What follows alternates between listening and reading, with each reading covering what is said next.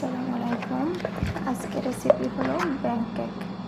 তো দেখুন আমি প্যানকেকটা কীভাবে বানাই। এরকমের 2 চামচের, ফুল চামচ দেবেন না। যদি তারা মোটা খেতে পছন্দ করেন তাহলে আপনারা 1 চামচ করে দেবেন, আর যদি পাতলা খেতে পছন্দ করেন তাহলে সে পরিমাণ মতো নেবেন।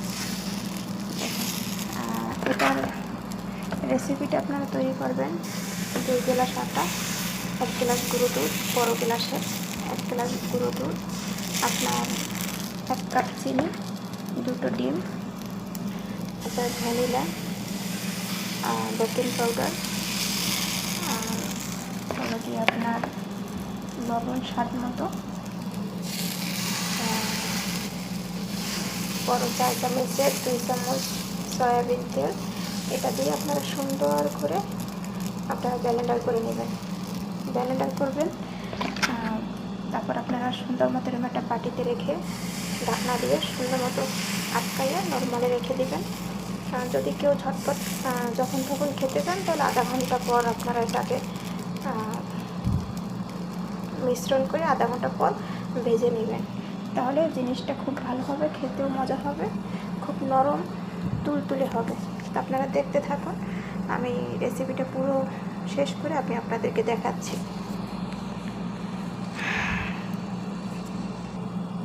এর ভিতরে আপনারা খেতে গেলে চিনির শিরা বানাই নিতে পারেন। চিনির শিরা করে একদম, বা মধু, একদম মধুর মতো চিনির শিরাটা করে নেবেন। আপনারা মধু মেখেও খেতে পারেন, মধু মেখে খেলে ভালো হয়। আর এটা খুব সুস্বাদু একটি খাবার, পুষ্টিকর খাবার। এটা বাচ্চাদের দিলে শরীরে পুষ্টিও হলো, আপনার বাচ্চারা খেতেও পছন্দ করলো, আপনার 1 কাজে 2 কাজ হয়ে যাবে। ভিডিওটা ভালো লাগলে সবাই আমাকে কমেন্টে জানাবেন। আর যদি কোনো বোনদের শিখতে অসুবিধা হয় আমাকে অবশ্যই কমেন্ট করবেন, আমি চেষ্টা করবো রিপ্লাই ভিডিও দেওয়ার জন্য।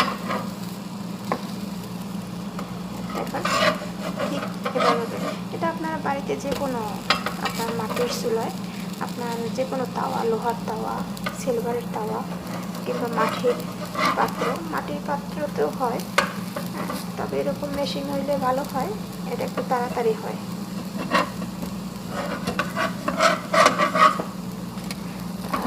এখানে আপনার ওরা উপরে ঘি দেয়, এর ওপর সাইডে ঘি দিবে, ঘি দিয়ে উপরে চিনি ছিটিয়ে দিয়ে তারপর খাবে।